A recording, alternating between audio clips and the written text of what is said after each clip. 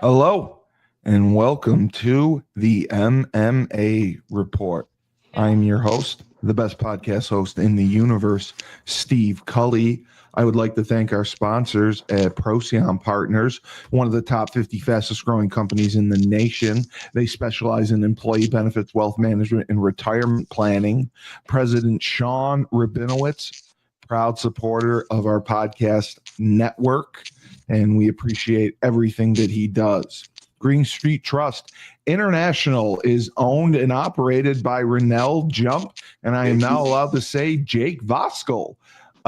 They specialize in tax plans for businesses large and small. They will save you money or get you a big fat return. To schedule your free strategic tax planning session today, go to www.greenstreettrust.com. Pete Finch and the Finch Law Firm is located in Bridgeport, Connecticut. If you've suffered any type of personal injury, slip and fall, a car accident, your mother-in-law decided to run you over with her car, your wife got angry and decided to stab you, the Finch firm is for you. Pete has won legal battles all over the state of Connecticut. He will go to war to make sure you get every dollar you deserve in compensation. You just have to remember, when you're in a pinch, call Finch. Dynamic Human Performance is owned and operated by UConn legendary running back Andre Dixon. He trains boys and girls of all ages, of all sports. He has a boot camp program 7 days a week at 6 a.m. You want to get in shape? You go to Andre. He has an athletic development program where he trains boys and girls from the ground up, helps them to reach their full potential, be the best they can possibly be, and in their sport. And as a result of that, Andre has sent boys and girls to college on scholarship for all different types of sports. To work with the best, he has a 5,000 square foot state-of-the-art facility in Hartford, Connecticut. Go to www.dynamichumanperformance.com. Down south, we have Julius Williams and the Trench Mob. Julius trains offensive and defensive linemen in Decatur, Georgia. They compete in 5v5 tournaments all across the country. Proud to say they were undefeated this past year. They go to college showcase camps, and proud to also say every camp they attended, a member of the Trench Mob left with a scholarship offer. So that right there is something incredible. Julius has sent kids to colleges like Florida, Florida State, Miami, Clemson, Tennessee, Georgia, Alabama, just to name a few. We have the Trench Mob podcast every Wednesday night at 8:30. Make sure to check it out. And we feature the top line talent across the country. You can work with Julius virtually as well. He has a virtual program every step of the way, and you can attend 5v5 tournaments and any camps they go to as well. And if you want to go to Georgia for a weekend and train with them, you absolutely can. So to work with the best down south, go to www.battleofthetrenches.com. James Whitfield is our newest sponsor. He is the owner and operator of Luther James Insurance. For the last 3 years, James has dedicated himself to the art of financial planning, insurance services, insurance policies, and he specializes in life insurance. He will make you a ton of money, and he will make it to you tax-free. Retirement planning as well. He understands the stress of retirement. How much am I going to need? For how many years? For how long? Do I have enough? What can I do to maximize my value? Because fear of the unknown is real. You can go to his website, LutherJamesInsurance.com, and get a free quote from him. Tyler, you have to connect with him as well. He thinks he can help you out with a few things with your business. So, who, Pete or Renell? James, the James Whitfield, the insurance guy. Oh yeah. That's what, Yeah, he's got some good things that he can put you in some different policies and some trusts that can grow your money, and you can use it as a bank, and it's tax free, especially with your business. He says you can use your being a business owner will get you a better policy with a better premium and things like that. So I gotta have you contact him. We have the man of the hour, Tyler King, Crowne Sports and Entertainment. First off, yes, all he does is train, teach class. He beats that ass, and he just feverishly in this country. I love it. Thankfully, he made it back from Monday night, his undisclosed location, and he's safely at his gym training. We are very happy, and thanks to all of you for sending your prayers and well wishes for Tyler. He's very grateful for them. It's so weird on Rebel Radio. Just so you know, there was Leslie.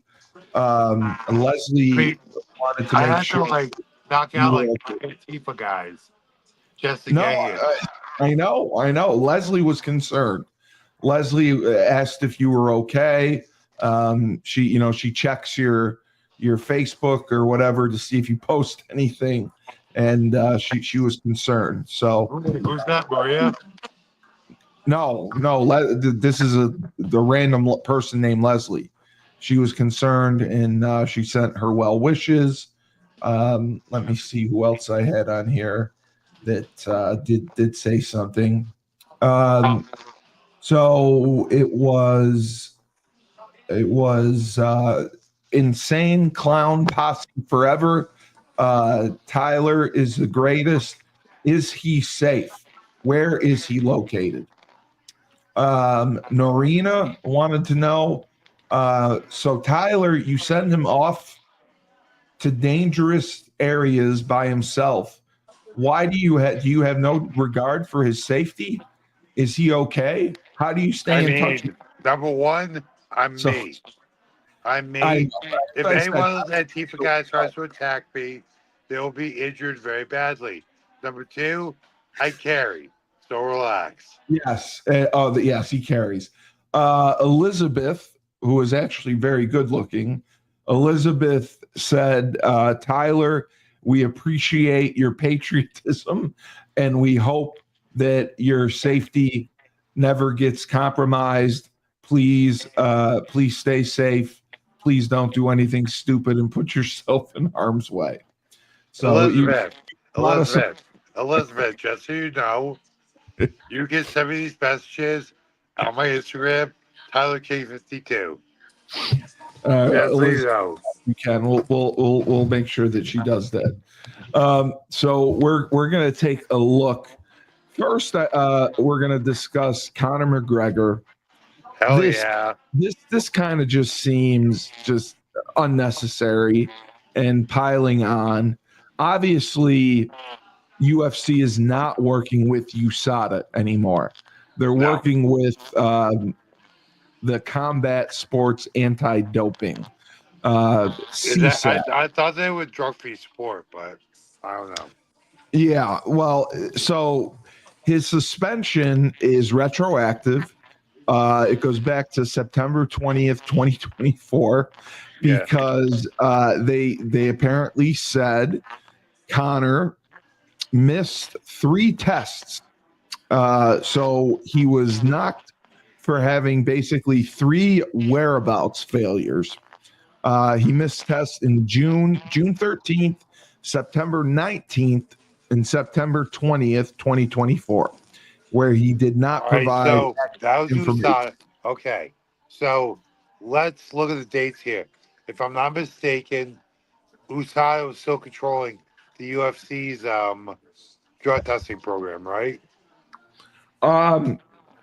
I think you are right. I think So USADA they is jumped them late. uniformly like USADA is uniformly corrupt. They have a Uniformly corrupt. They uniformly corrupt. The They same have anti-doping they agency in the have world. they have an agenda against the UFC because the UFC publicly said we're not happy in our journey, in our business journey with USADA. We're not happy. So USADA will take every opportunity to throw the UFC under the bus. With that being said, both you and I know Connor was on that good juicy juice for a while, coming off his major reconstructive surgery to his leg. So Yeah, that I was feel like absolutely. this. I have to brush up on all the like legalities and fine print of it, but it was whereabouts tests.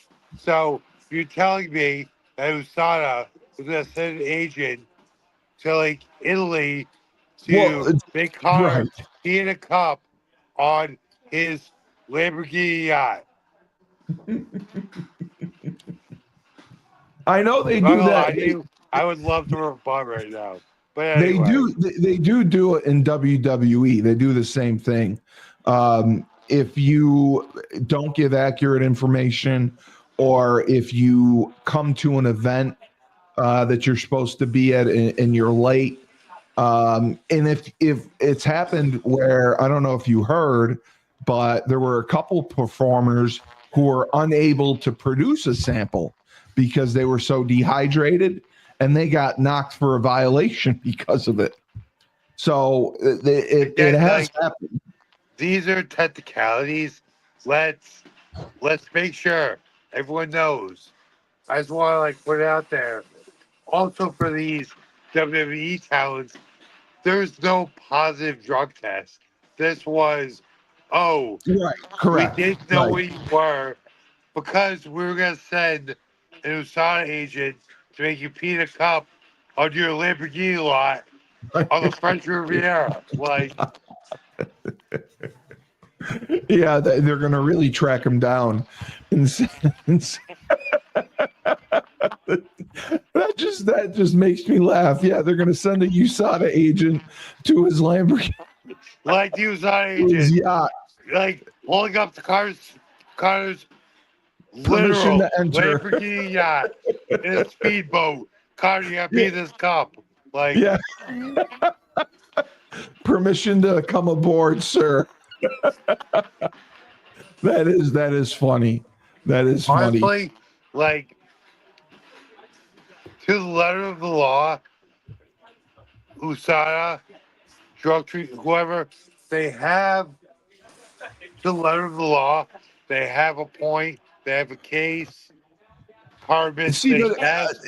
But it's like, not I USADA want to reiterate, that and suspended this him, is though. coming from someone who fully believes that Carter was juiced out of his tits Yeah, coming yeah, off yeah. that surgery. I think that he had to, though, after that major surgery. He would have lost so I much have no mass. comment on that, but and I fully believe he was definitely also good coming off that surgery. With that Yeah, being I said, agree. Yeah. let's pump the brakes a little bit. Connor did not fail a drug test. No, He he did was not. he He did was not. in he was in like France, we say beat Morocco, something like that. Like, When he was going to be in Morocco. I mean, that's just crazy. Um, because if I'm not mistaken, aren't the USADA, if USADA was running these tests at the time, aren't they supposed to be surprise visits? So how can you accurately tell them where you're going to be if so it's from what August? I understand by conversations with guys who are following the UFC and just everything I know about it, Yeah. USADA has you download the app. so they know where you are. Oh, so they track you. Yeah, exactly. Oh, that's too much. That's messed up. That I think is messed up to Random track drug you. testing, sir. Yeah, There's now also that also is a contributing factor as to why USADA does not run the run UFC's drug UFC. testing program anymore. Let me ask you this because I didn't get to, and I don't know if you saw it. Maybe you saw some clips of it. Did you happen to see Dana White on 60 Minutes? I know what you're talking about, but no, I have not seen it yet. He was very good, and Yeah, my father was asking me about this, and I was trying to explain to him. Dana White has been with them from the beginning, correct? the UFC. Yes, like No, when no, they were no. nothing He was part of the ownership group with the that bought Faritas the UFC around the year to 2000. 2002, I believe. Right, but he took them. They were worth a couple million Oh dollars. no, no. Dana White. The reason this is such a major sport now, Dana Yes, White is the most responsible for the yes. rise of That's what mixed I tried to martial explain to arts. my dad. My dad was like, he never heard of them. And he's been an executive through, I believe, 2 ownership changes. And they built the Yeah, company into just exactly. a juggernaut. Every And time there's been an ownership change, a big stipulation has been that to Dana keep, stays on. yes. And And as far as I know, Dana did. He might have sold it for a insane amount of money, but he had a sizable ownership stake.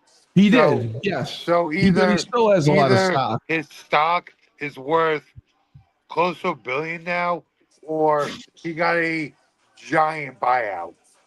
I'm pretty sure that he did get more stock when they the last sale to TKO when they Yeah, combined with WWE. But yeah. my father also asked. Now, was he an actual fighter? Dana, Yeah, I think he had a he couple boxed, boxing didn't he? matches back in the Yes, day, but Dana was back in the day a boxing manager yes. in Boston, and he left because he owned a boxing studio in South Boston, and the Winter Hill gang told him they wanted a What? piece, and Dana said, "I'm getting the fuck out of here." The Winter Hill Gang went Yes, after Whitey him for. Bulger, Whitey Bulger came after Dana and said, "I want a Oh piece of my your pop. God! You have to pay us a certain amount of money every month." And Dana was like, "I'm out." And Dana left and went to And he Vegas. went west, right? Yeah, he went to Vegas. He That's was an, Dana it's was amazing. That's actually amazing. bo- Dana was actually born in Vegas, and then his mom moved him to Boston, so he grew up in Boston. Now there's other people.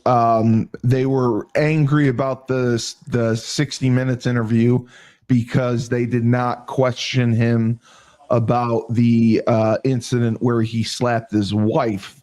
They thought that they kind of glossed over it, and a lot of people feel that he has gotten away where a lot of others have been canceled for domestic Um, violence. no, and I'm not gonna sit here and make any apologies for what Dana did because Sure. I've seen the clip. It's not like he, Eh, it's not like he smashed her, but it was a slap. It was a hard slap, but I mean, I'd it give was him about a super. No, no, 5. no. It was super inappropriate, and Yes, he yes. should, he, sh- he should answer for it. He should be held to task for it. He But had never had any repercussions for it. but technically, you to the letter of the law, it's an assault. But he didn't injure her. It wasn't No, like a hard it slap. wasn't like He didn't Ray swear back. Rice's. Yeah. Like I will say, it was not right. It was fucked up. Excuse my Yeah, French. of course. With that with that being said, um, It who was the wasn't Ra- like Ray I forget. Rice's His name is the one escapes I me right compare it now. to. His name escapes you right now. But you remember the Ravens running back? That's what I said, Ray Rice.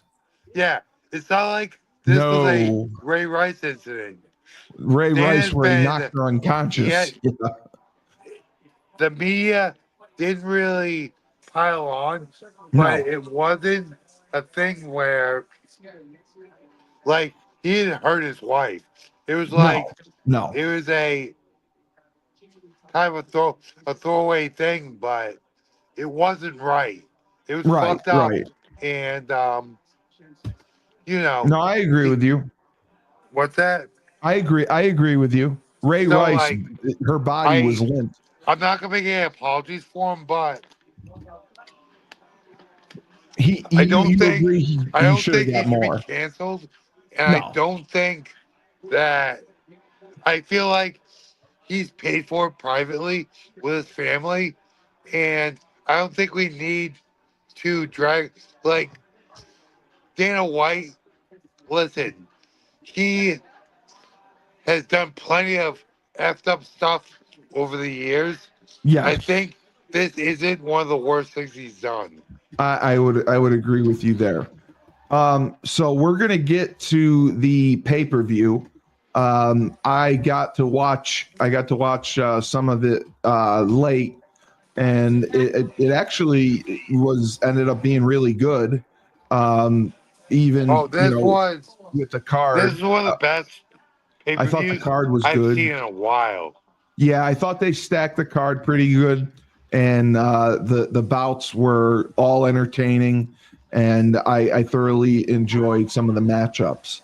So And your boy got paid. Your boy he got did, paid. he did. I And you know. know who saved me? I'm going to throw a big shout out to my guys, Merab Dvalishvili and You Alex did call it. Pereira. Yep. You guys made me a lot of money on Saturday night. And I had Yuri, which I was very happy about. I had um, the guy that went against Josh Emmett, Youssef. I liked him. But let's start with uh, Abbas Magomed and Joe Pfeiffer. And Oh, dude. yeah, yeah, this was yeah, I mean, you had said this was kind of like a bridge fight for Joe Pfeiffer, Yeah. 15-5 overall. He's a middleweight, Yeah. and he got Abbas was 28-7-1 coming in. Joe was 15-3-0, and Joe he was a favorite. He got a submission with a rear naked chokehold, I Yeah. believe, in the second round. And it seemed pretty close up to that point Yo, with the strikes and everything. let's not gloss over the fact that his opponent was coming in with a 3-fight winning streak, two He was. decisions Yep. and submission, and Joe submitted him. It was a great performance by Joe Pfeiffer. Yeah. No, I agree. I agree. And the middleweight division is kind of stacked. Where do you see him going from here? Uh, Joe coming up to a marquee matchup. I mean, So he's Joe's like won four one in a fight row. away or 2 fights Joe's away. won 4 in a row. What's he Yes. ranked now? I don't know if they have a ranking on him, but I'll check. He is now ranked. Well, he's not in. He's actually not in the top 10. 1, 2, 3, 4, 5, 6. He's not. He's not. He has not made the top 10. So he's He's not in still the top 10. He's in the top no. 15 though, isn't he? It doesn't list the top 15. It lists the top 10, but I could definitely see him. I mean, this is again. I mean, it's a very deep division. It's got, Oh yeah. but obviously, like Israel Adesanya, he's there. Whitaker, Paulo Costa, Jared Cannonier, Martin Vittora, Derek Brunson, Darren Till. They're all Jack Hermanson. They're the guys that are all ahead of him right now. But you're like you said, he's on a 4-fight win streak, All a right. 3-fight win streak. Joe's and actually, I 4 out of just brought 5. up, Joe's ranked 15 right now. Okay. No So fight. he needs one more fight. I think you throw him up against either Paulo Costa, who's ranked number 13, Michael Venom Page at number 10, or Jared Cannonier, number 11. I'm surprised Adesanya's still ranked as high as he is, but I mean, yeah, Izzy's a foreign champion. he is. No, he is. He is, and he's a good draw. So the second bout was the one we talked about previously. Josh Emmett. He was 19-6-0 coming in against Youssef Zalal. And again, this one was in dominant fashion. Youssef came in pretty high favorite, and this is in the featherweight division. He got the victory by one of my favorite submissions, the arm bar. The match didn't last very long. Youssef completely dominated. What were your thoughts on him? I was pretty surprised that Josh Emmett, like, I'm a Josh Emmett fan. Josh Emmett did nothing. I've seen him fight. He fought I forget who he fought, but he fought another like really high ranked regional guy at CES here in Rhode Island. Okay. So like I've seen Josh Emmett fight. I thought Josh Emmett was gonna win this fight by knockout.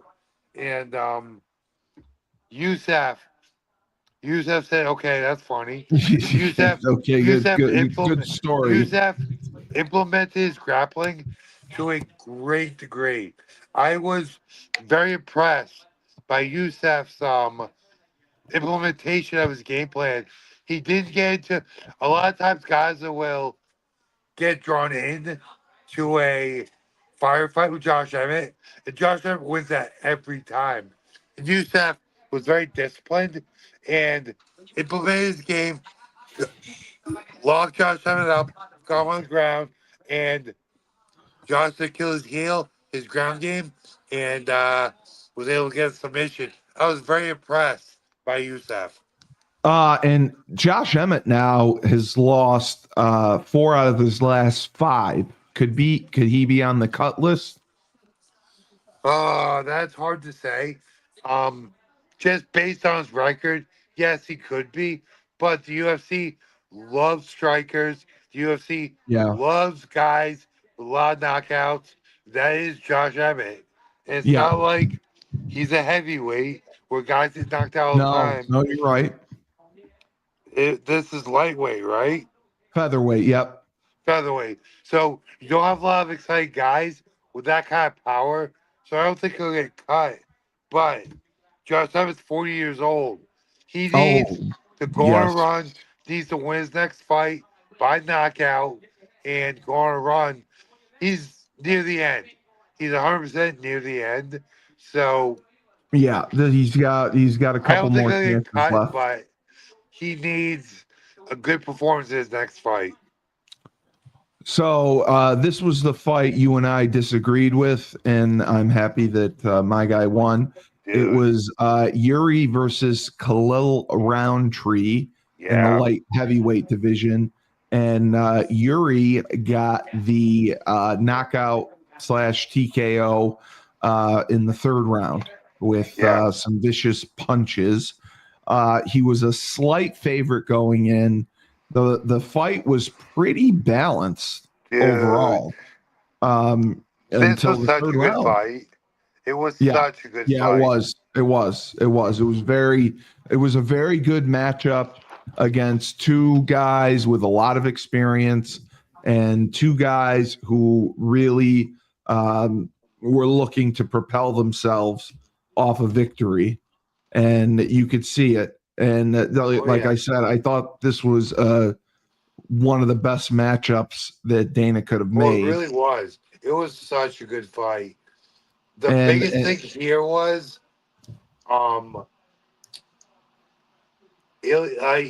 Yuri rather, like I've talked a bunch of junk about the way he moves, but Yuri has such good distance management and head movement. Khalil just couldn't really get off. Khalil hit him a few times. But Khalil's never seemed to rock him. And Yuri was just in Khalil's face the entire time. Khalil's cardio is what killed him at the end.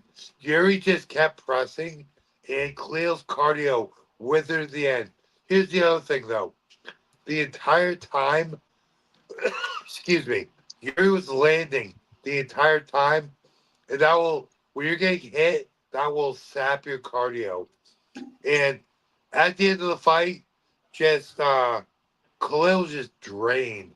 It looked like he was fatigued by the end. Yeah, the fatigue factor, and whatever Yuri does for his cardio, God bless, because Yuri kept that pace the entire fight. And he did. He did. Listen, I've gone record saying that I don't think Yuri will ever be champion. He's been champion. I don't think he'll ever be champion again, but this fight might change my mind because I was very high on Khalil going into this, and my God, Yuri put on a stellar performance. Yeah, and he has moved up, I believe, to number 3. Valid. Jan Blankowitz is there. Glover Textera is there. And then Yuri is there. Dominic Reyes is also up there. So he could definitely find himself moving up, maybe one more fight, and then get another title shot.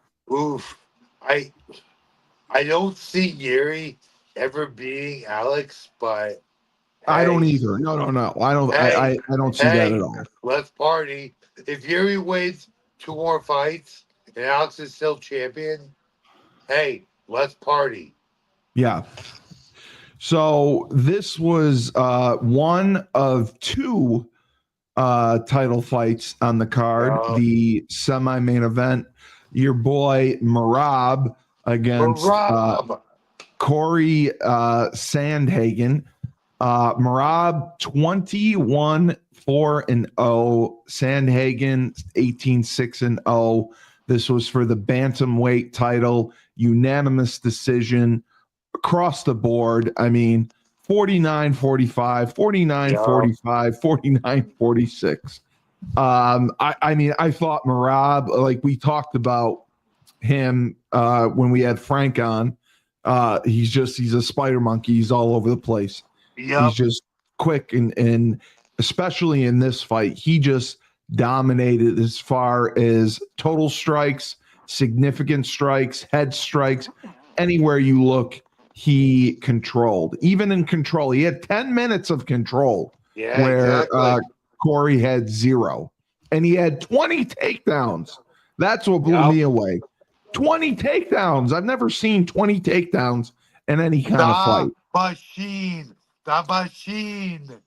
I mean, he's on a different level right now. Of course, he really is. Hey, I mean, he's won. Oh, listen, all you dorks that wanted a new hero, learn why you're dorks.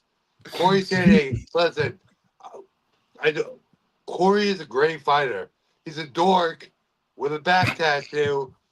That, listen, I'm honestly talking shit right now. Corey is a great fighter, but Merab is just on a different level.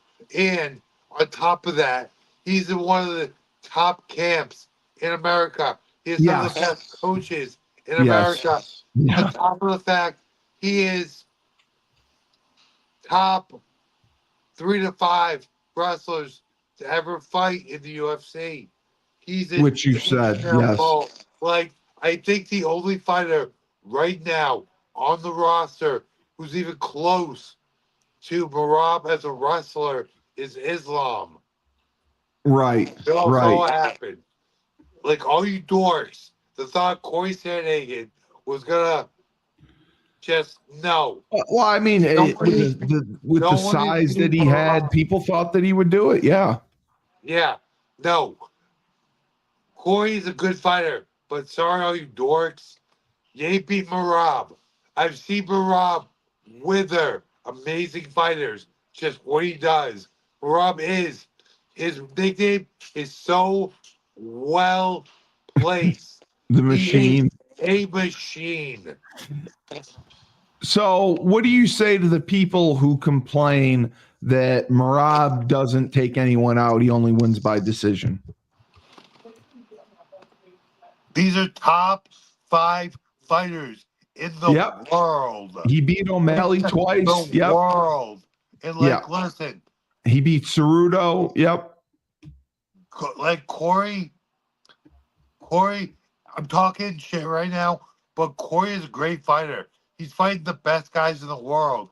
Oh, he didn't finish the number 3 guy in the world. Well, I'm sorry. That was a severely one-sided beatdown. It was. Yeah. It was. Yeah. It was.